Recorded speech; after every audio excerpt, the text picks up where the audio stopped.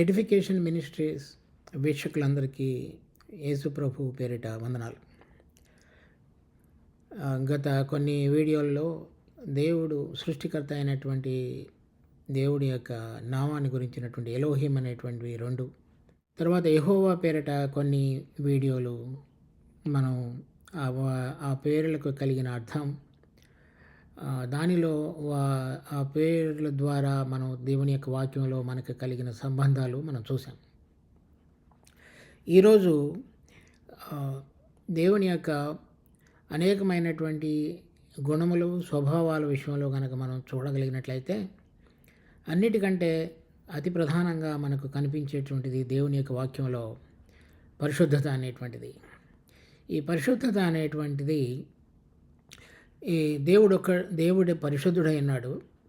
తర్వాత మన అందరిలో కూడా ఆ పరిశుద్ధతలోనికి మనం అందరం కూడా ఆ పరిశుద్ధతలోనికి రావటానికి దేవుడు మనం పిలుచుకున్నాడు అనేటువంటి అర్థంలో మనము ఈ లోకంలో జీవిస్తూ ఈ రక్తమాంసాలతో ఉన్నటువంటి సమయంలో దేవుని యొక్క పరిశుద్ధతకు తగినటువంటి విధంగా మనిషి లేడు అనేటువంటి విషయాన్ని కూడా మనం గమనిస్తున్నాం దేవుని వాక్యంలో. అయితే దేవుడు ఆయన పరిశుద్ధుడు కనుక మనం కూడా పరిశుద్ధులుగా ఉండటానికి పిలువబడి ఉండగా ఆ పరిశుద్ధత యొక్క విశిష్టతను కనుక మనం చూడగలిగినట్లయితే దేవుడు మనిషిని సృష్టించుటలో కలిగినటువంటి అతి ఉన్నతమైన ఉద్దేశాన్ని గ్రహించగలిగి మనం ఆయన పక్షంగా ఆరాధనాభావంతో మన జీవితాన్ని మనం గడపగలుగుతాం. ఈరోజు కొన్ని వచనాల ద్వారా ఆయన ఏ విధంగా ఆయన పరిశుద్ధుడని చెప్పబడినటువంటి విషయాలు, దానిలో ఇమిడి ఉన్నటువంటి అర్థాన్ని మనం చూడటానికి ప్రయత్నం చేద్దాం. మొదటగా లేవీకాండం 11వ అధ్యాయం 44వ వచనంలో, నేను మీ దేవుడైన యెహోవాను, నేను పరిశుద్ధుడును గనుక మీరు పరిశుద్ధులై ఉండినట్లు మిమ్మల్ని మీరు పరిశుద్ధపరచుకొనవలెను. పాత నిబంధన గ్రంథంలో ఇలా చాలా చోట్ల చెప్పబడింది. ఇక్కడ చెప్పబడినటువంటి విధంగా చూసినట్లయితే, నేను పరిశుద్ధుడిని కనుక మీరును పరిశుద్ధులుగా ఉండునట్లు మిమ్మల్ని మీరు పరిశుద్ధపరచుకొనవలెను.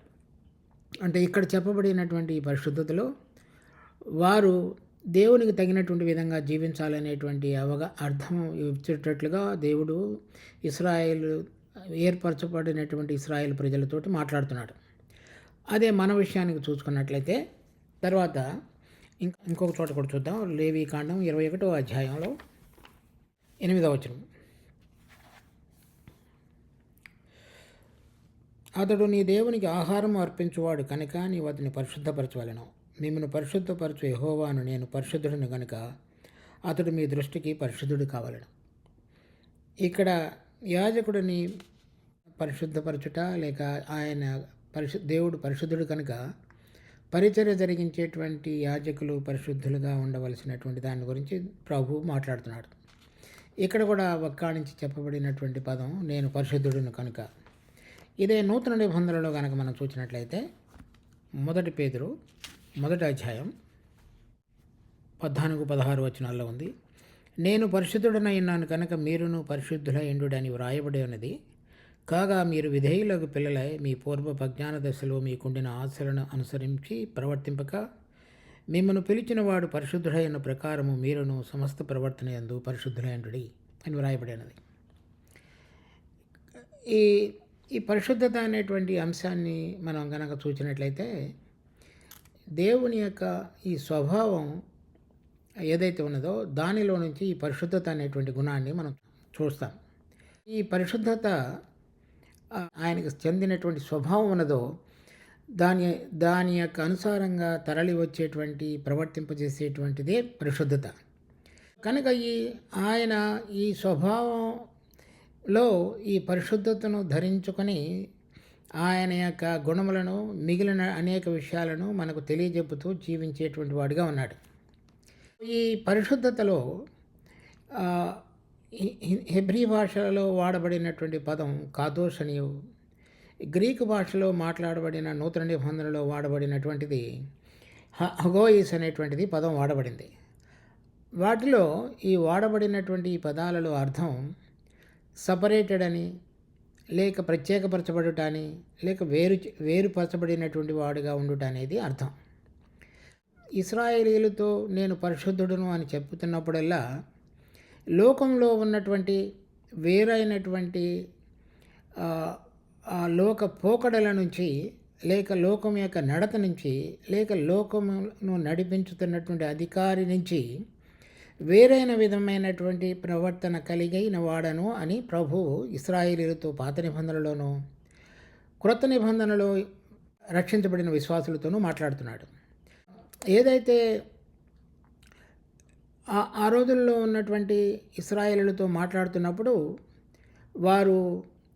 వారి చుట్టుపక్కల ఉన్నటువంటి కనానీయులు, హిత్తీలు, హివీలు, హిత్తీలు, అమోరీలు, వారందరి యొక్క పాపము యొక్క దశ నుంచి ప్రత్యేకపరచబడినటువంటి దేవుడు కోరుతున్నటువంటి జీవితంలోనికి నడిపించబడటానికి ఆయన, నేను పరిశుద్ధుడును కనుక మీరు కూడా ప్రత్యేకంగా ఉండి నేను కోరినట్లుగా, నేను ఎలా ఉన్నానో అలా మీరు జీవించండి అని చెప్పేటువంటి దానికి ఆ సారాంశమే ఈ పరిశుద్ధతలో అవన్నీ కూడా ఇమిడి ఉన్నాయి. ఆ ప్రత్యేకతలో జీవించటంలో ఇమిడి ఉన్నాయి. నూతన నిబంధనలో కూడా అదే. నూతన నిబంధనలో మనందరం కూడా అపవాది అనేటువంటి ఈ యుగ సంబంధమైనటువంటి దేవత చేత లోకము నడిపించబడుతున్నప్పుడు ఆ లోకం యొక్క పోకడల నుంచి, ఈ లోకానుసారమైనటువంటి జీవితం నుంచి వేరుపరచబడి దేవుడి యొక్క గుణముల యొక్క పోలికలోనికి మార్చబడి నడిపించబడుట అనేటువంటిది, ఆయన ఎటువంటి విధంగా ఉన్నాడో దానిని గురించి నడిపించబడటం అనేటువంటిదే మనం ఆయన యొక్క పరిశుద్ధతలోనికి ప్రవేశించడం జరుగుతుంది. ఈ పరిశుద్ధత మొట్టమొదటి నుంచి కూడా దేవుడు ఈ మనిషిని ప్రత్యేకపరిచి ఆయన యొక్క స్వభావంలో ఆయన పోలిక చొప్పున చేసినటువంటి దేవుడు ఆయన కోరిన విధంగా మనిషి జీవించాలనేటువంటి ఉద్దేశాన్ని లేక ఆశను కలిగి ఉన్నాడు. దానిలో ఉన్నటువంటి అనేక విషయాల్లో కనుక మనం చూసినట్లయితే నిర్గమకాండం 34వ అధ్యాయంలో మోషే దేవుడిని చూడాలని కోరుతాడు.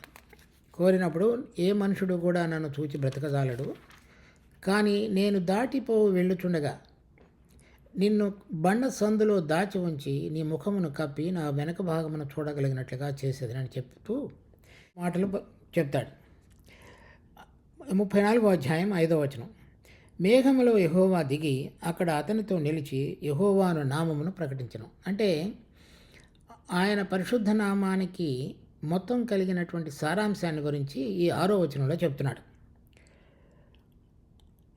అతని ఎదుట యెహోవా అతన్ని దాటి వెళుచు, యెహోవా కనికరము, దయ, దీర్ఘశాంతము, విస్తారమైన కృపా సత్యములు గల దేవుడైన యెహోవా.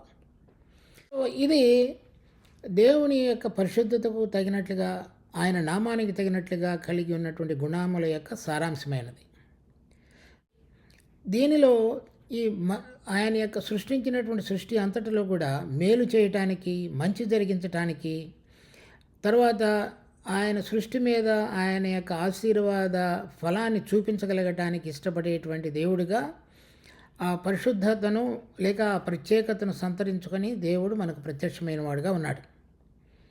అలాగే మనం కనుక ఇంకొక విషయాన్ని కనుక చూసినట్లయితే దీన్ని సరైన విధంగా అర్థం చేసుకోవటానికి ఆయనలో ఈ కీడు లేక నష్టము కలిగించేటువంటి తత్వం లేదని అర్థం.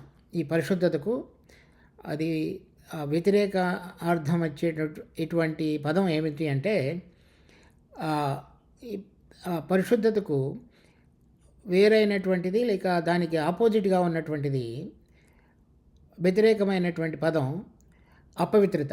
ఈ అపవిత్రత అనేటువంటిది లోకంలో ఉన్నటువంటి దానిని అనుసరించి నడుచుట ద్వారా మనిషి కలిగి ఉన్నటువంటిది. తర్వాత ఈ లోకంలో ఏలుతున్నటువంటి వాడు అపవిత్రుడిగా ఉండి దాన్ని అంతటిని ప్రోత్సాహపరిచేటువంటి వాడుగా ఉన్నాడు. చూడండి, 1 యోహాను 5వ అధ్యాయం 18వ వచనం నుంచి, దేవుని మూలముగా పుట్టిన వాడెవడను పాపము చేయడని ఎరుగుదము. దేవుని మూలముగా పుట్టినవాడు తన భద్రం చేసుకున్నాడు కనుక దుష్టుడు వాని ముట్టడు. మనము దేవుని సంబంధమనియు లోకమంతయు దుష్టుని యందున్నదనియు ఎరుగుదము. మనము సత్యవంతుడైన వారిని ఎరగవలనని దేవుని కుమారుడు వచ్చి మనకు వివేకం అనుగ్రహించున్నాడని ఎరుగుదము. మనము దేవుని కుమారుడైన యేసుక్రీస్తునందుండి సత్యవంతుని యందు ఉన్నాము. మనం కనుక చూసినట్లయితే ఈ దుష్టుడు దేవుడైనటువంటి యెహోవా అనే పరిశుద్ధ నామమునకు భిన్నంగా ప్రవర్తించేటువంటి వాడు. అతడు ఇతరులకు కీడు చేయటంలో, దుఃఖాన్ని కలుగు చేయటంలో, తర్వాత నష్టాన్ని కలుగు చేయటంలో ఆనందించేవాడు. దేవుడు పరిశుద్ధుడు, ప్రత్యేకంగా ఉన్నవాడు వీటన్నిటి నుంచి కూడా వేరుగా ఉండి మనుషులకు మేలు చేయటంలోనూ, ఆశీర్వదించుటలోనూ, వారి పాపములను క్షమించుటలోనూ సిద్ధమనసు కలిగిన వాడుగా ఉండి ప్రత్యేకంగా ఉన్నటువంటి వాడుగా ఉన్నాడు. ఈ పరిశుద్ధత అనేటువంటిది చెబుతున్నప్పుడల్లా ఇక్కడ మనం చూస్తున్నటువంటి లోకం యొక్క పోకడల నుంచి వేరుపరచబడిన వాడై ఉండి వాటికి భిన్నంగా ఉన్నటువంటి గుణములను ప్రదర్శించేవాడు అనేటువంటిది మనము ఆ పరిశుద్ధతలో చూడాలి. ఇక్కడ మనిషిలో ఇప్పుడు మనం చూస్తున్నటువంటి ఇంకొకసారి కనుక మనం చూసినట్లయితే ఎఫెసీ పత్రిక 2వ అధ్యాయంలో మొదటి 2 వచనాలు, మీ అపరాధముల చేతను పాపముల చేతను మీరు చచ్చిన వారై ఉండగా ఆయన మిమ్మల్ని క్రీస్తుతో కూడా బ్రతికించును. మీరు వాటిని చేయుచు, అనగా అపరాధములను పాపములను చేయుచు, వాయుమండల సంబంధమైన అధిపతిని, అనగా విధేయులైన వారిని ఇప్పుడు ప్రేరేపించు శక్తికి అధిపతిని అనుసరించి ఈ ప్రపంచ ధర్మం చొప్పున నడుచుకుంటుంది. తర్వాత ఫిలిప్పీ పత్రిక 2వ అధ్యాయంలో చూస్తే 14-15 వచనాలు, మీరు మూర్ఖమైన వక్రజనము మధ్య నిరపరాధులు, నిష్కలంకులను, అనంద్యులైన దేవుని కుమారులను అనగునట్లు. ఇక్కడ కూడా మూర్ఖము, వక్రజనము, తర్వాత దుర్నీతిని అనుసరించేటువంటి విధంగా ఉన్నటువంటి అన్నీ కూడా దేవుని యొక్క స్వభావానికి భిన్నంగా ఉన్నాయి. కనుక దేవుడు ఇప్పుడు మనకు కనపడుతున్నటువంటి దుర్నీతి కానీ, పాపం కానీ, కీడు కానీ, ఇతరులకు నష్టం కలిగించేటువంటి స్వభావం కానీ దేవుడి నుంచి వేరైనటువంటి విధంగా మరల్చి ఒక పాపములో మనిషి జీవించగలిగేటట్లుగా చేసేటువంటి స్వభావం కలిగినటువంటిది ఈ అపవాది లేక ఈ యుగ సంబంధమైనటువంటి దేవత. దానికి భిన్నంగాను వ్యతిరేకంగా ఉన్నటువంటిది దేవుని యొక్క పరిశుద్ధత. ఆ పరిశుద్ధత అనగా ప్రత్యేకపరచబడినటువంటిది, దానిలో మంచితనము, పాపములను క్షమించడానికి సిద్ధమనసు కలిగినటువంటిది, కృపాసత్య సంపూర్ణత, తరువాత అందరికీ మేలు చేయాలనేటువంటి కలిగినటువంటి తలంపు, అది ప్రత్యేకం. అవన్నీ కలిపినటువంటి గుణముల యొక్క పోలిక అనేటువంటిదే మనము ప్రత్యేకపరచబడిన జీవితము లేక పరిశుద్ధంగా జీవించడం అనేటువంటిది మనం చూస్తాం వాక్యంలో. అయితే దేవుని విషయానికి వచ్చేటప్పటికి మనిషి వీటన్నిటినీ చేస్తూ అవన్నీ చేయకుండా ఉండేటువంటి దాని విషయంలో కలిగి ఉంటాడు. అలా కాకుండా ఇక్కడ మనం చూస్తున్నటువంటి విషయం ఏంటంటే, దేవుని యొక్క స్వభావంలో ఇవి ఏమాత్రం కూడా లేవు. ఏదైతే ఇప్పుడు మనం చూస్తున్నటువంటి దుర్నీతి, కీడు, తర్వాత ఇతరులకు నష్టం కలిగించేటువంటిది, తర్వాత మనుషులకు నష్టం కలిగినప్పుడు, నష్టం కలిగించినప్పుడు దాని గురించి సంతోషించేటువంటి కలిగినటువంటి స్వభావం అనేటువంటిది దేవునిలో లేదు. ఆయన అటువంటి వాడు కనుక ఇప్పుడు ఇటువంటి స్వభావం కలిగిన ఇంతవరకు రక్షణ పొందక మునుపు, రక్షణ పొందిన తరువాత కూడా మనందరిలో కూడా ఇంకా బలంగా పనిచేస్తున్నటువంటి ఈ లోక సంబంధమైన గుణములు, వీటన్నిటి నుంచి కూడా మనం దూరపరచబడి ప్రభు కోరిన విధంగా జీవించడం అనేటువంటిదే పరిశుద్ధతలో ప్రవేశించటం. అయితే దేవుని విషయంలో మనం చూసినప్పుడు మనలో ఉన్నటువంటివి మనం చేయకుండా ఉండినప్పుడు మనం పవిత్రులుగా జీవించినట్లుగా దేవుడు మనని పరిగణిస్తాడు. కానీ ఆయన విషయంలో నీకు చూసినప్పుడు ఇవి ఆయనలో చేసేటువంటి గుణమైనటువంటిదే లేదు కాబట్టి, స్వభావం లేదు కాబట్టి ఆయన పరిశుద్ధుడు. మనుషుడు ఈ గుణములు కలిగి చేయకుండా ఉండాలనేటువంటిది దేవుడు కోరుతున్నాడు. అంత మాత్రమే కాకుండా స్వభావంగా మార్చబడిన వాడే, ప్రత్యేకపరచబడిన వాడే, దేవుడు ఎటువంటి విధంగా ఆ స్వభావమే లేకుండా మంచి చేయుటకు, కృప చూపించుటకు, దయ చూపించుటకు, మేలు చేయుటకు, తర్వాత క్షమించుటకు సిద్ధమనసు కలిగిన వాడుగా ఉండేటువంటి స్వభావంలోనికి ఉంచేవాడుగా ఉన్నాడు కనుక అది పరిశుద్ధతకు సంబంధించిందిగా ఉంది. మనం ఒక స్వభావం కలిగి చేయకుండా ఉండటం అనేటువంటిది పవిత్రతకు మాత్రమే సరిపోతుంది. అలా కాకుండా ఆ స్వభావం మీద మనం జయం పొందిన వారమై దేవుడు ఎటువంటి స్వభావం కలిగిన వాడుగా ఉన్నాడో, ఆయన కీడు చేయకుండా, దుష్టతతో సంబంధం లేకుండా, తర్వాత ఎల్లప్పుడూ మేలు చేయడానికి ఇష్టపడిన వాడుగా ఉండి క్షమించుటకు సిద్ధమనసు కలిగిన వాడుగా ఉన్నటువంటి స్వభావం ఏదైతే ఉండదో అదంతా కూడా ప్రత్యేకపరచబడినది, పరిశుద్ధమైనదిగా మనం చెప్పవచ్చు. దేవుడు మనం ఆ ఎలోహిం అనేటువంటి పేరు ఈ గుణముల యొక్క స్వభావం యొక్క మొత్తం పొందుపరచబడి ఇప్పుడు మనం లోకంలో కలిగి ఉన్నటువంటి పోకడ నుంచి వేరైనటువంటి జీవితాన్ని కలిగి ఆ జీవితానికి దేవుడు మనల్ని పిలుస్తున్నట్లుగా మనం దేవుని యొక్క వాక్యంలో మనం చూస్తాం. ఈ ప్రత్యేకపరచబడినటువంటిది, దాని కొరకై మనం సమర్పించుకున్నటువంటిది, తర్వాత అటువంటి జీవితానికి మనం ప్రతిష్ఠించుకున్నటువంటిది, ఆ జీవితము లోకము నుంచి ప్రత్యేకపరచబడినటువంటిది, దేవుని యొక్క స్వభావానికి పోలినటువంటిది, దేవుడు కోరిన విధంగా నడిపించబడుతున్నటువంటి జీవితమైనది. సో అదే విషయాన్ని మనము ఎఫెసీ పత్రిక 4వ అధ్యాయంలో చూస్తాం. 23-24 మీ చిత్తవృత్తి యందు నూతనపరచబడిన వారై నీతియు యథార్థమైన భక్తియు గలవారై. భక్తి అని రాయబడినది, కానీ ఇంగ్లీష్లో చూసినప్పుడు హోలీనెస్ లేక పరిశుద్ధత అని రాయబడినది. యథార్థమైనటువంటి పరిశుద్ధత కలిగిన వారై అంటే ఈ లోకంలో ఉన్నటువంటి వాటన్నిటి నుంచి కూడా ప్రత్యేకపరచుకొని దేవుడు ఎటువంటి స్వభావం కలిగిన వాడుగా ఉన్నాడో దానిలోనికి మనం ప్రవేశించగలిగే విధంగా నూతన స్వభావాన్ని ధరించుకున్నట్టు అనేటువంటిది పరిశుద్ధత. దానిలోనికి దేవుడు మనం పిలుస్తున్నాడు. ఈ పరిశుద్ధత ఈ లోకంలో ఉన్న వాటన్నిటి నుంచి కూడా వేరుపరచబడి దుష్టునితో సంబంధం లేకుండా, కీడు అనేటువంటి దానిది కాకుండా మేలు అనేటువంటి దానిలో ప్రవేశించి ఆయన స్వభావం చొప్పున వేరైనటువంటి ప్రత్యేకపరచబడినటువంటి జీవితం యొక్క అనుభవంలోనికి రావటం అనేటువంటిది. ఈ యొక్క అవగాహనలోనికి ఆయనను ఆ పరిశుద్ధత అనేటువంటి దానిలోనికి మనం గుర్తిరగగలిగి మనము ఆ పరిశుద్ధతలో ప్రవేశించగలగటానికి దేవుడు ప్రభువైన యేసుక్రీస్తు ద్వారా తెరిచినటువంటి మార్గంలో ప్రవేశించి మనము ఆ మార్పు చెందినటువంటి జీవితం యొక్క అనుభవంలోనికి రాగలుగుటకు దేవుడు మనందరికీ కృప చూపించడం గాక. ప్రార్థించుకుందాం. మా జీవం కలిగిన తండ్రి, మీరు ఇచ్చినటువంటి ఈ వాక్యాన్ని మా కొరకై దీవించి ఆశీర్వదించి మీ నామానికి మహింకరంగా మేము జీవించగలిగినట్లుగా కృప చూపించండి. రక్షకుడైన యేసునామమున అడుగుతున్నాం తండ్రి. ఆమేన్.